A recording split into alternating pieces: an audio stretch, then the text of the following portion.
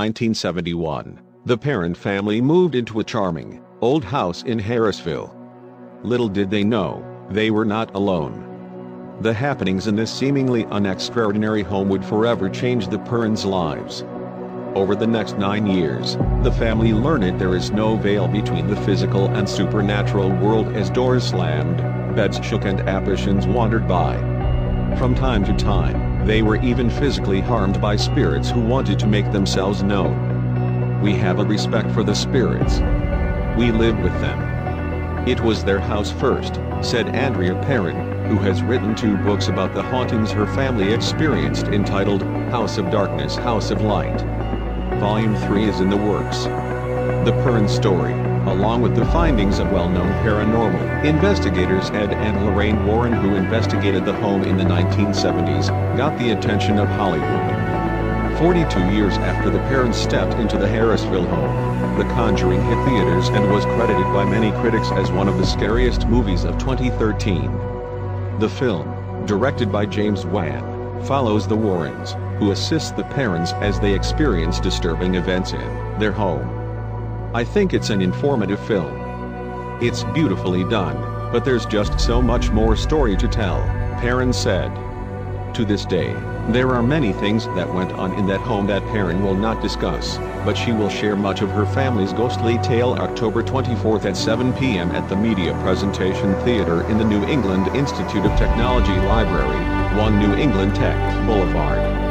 Perron, who currently lives in Georgia with her mother, Carolyn, is happy to return to the state where it all began. She referred to Rhode Island as the gem in the crown that we call the U.S. Perron will discuss her experiences and her belief that the scientific and spiritual worlds have to merge in common purpose.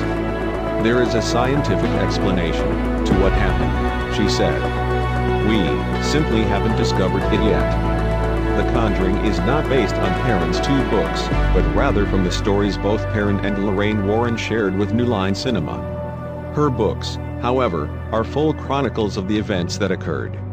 Perron said the film doesn't use any singular scene that she revealed, but rather combines bits and pieces of information. Some aspects of the film, she said, were patently untrue. There was no exorcism, like in the film. It was a seance that went very wrong. What they portrayed in the film was not what happened, Perron said. The seance was scarier. It was the most terrifying night of my life. On that night, the Warrens arrived at the house with the medium. Perron and her younger sister, Cindy, hid nearby and watched as the medium conjured up a spirit who attacked their mother, Carolyn. Carolyn was picked up and thrown into another room, her body slammed to the ground. The Warrens believe Carolyn was possessed. Perron suspects the medium opened a door she couldn't close.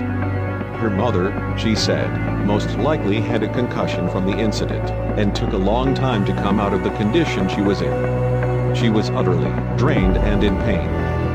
The dark presence, who attacked and haunted Carolyn often, was thought to be Bathsheba Sherman, according to the Warrens.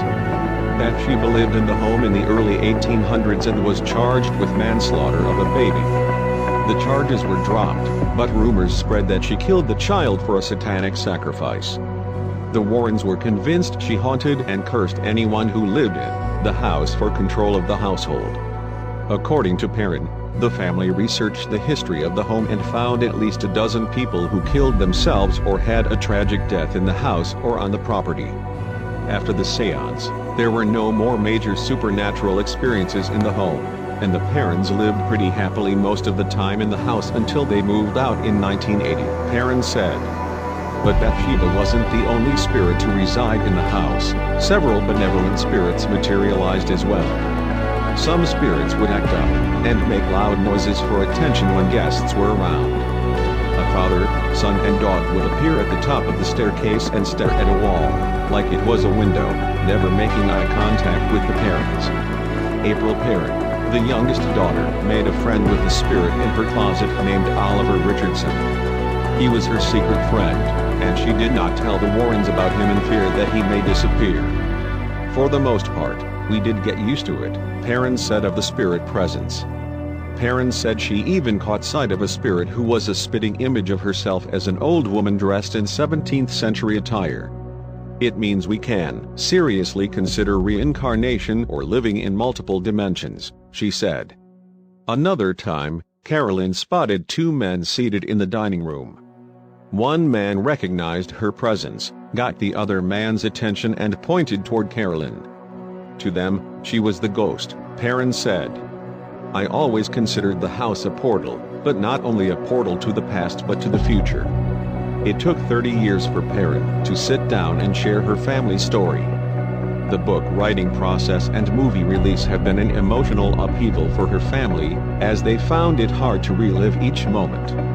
The family was concerned skeptics would eat up their story, but Perrin has learned to tune out those who call the family liars. On the other hand, she has positively connected with many of her readers, who write letters revealing their personal experiences with the supernatural. The most important reason for me to tell this story is that it exposes other dimensions of our relativity, Perrin said. The more I talk about it, the more clarity it brings. The one thing that shocks most people, Perrin said, is the fact that most of the family would willingly move back into the home. The 5 daughters lived in the home during the formative years of their lives, she said. Perrin left the home at age 21. Since 1980, Perrin has visited the property on several occasions and always feels like I'm home when I'm there. It's just such a huge part of our lives and memories, Perrin said.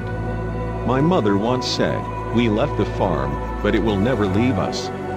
Since she was a young girl, Perrin believed her family was meant to move into that house and that one day she would share their story and ordeal with the world.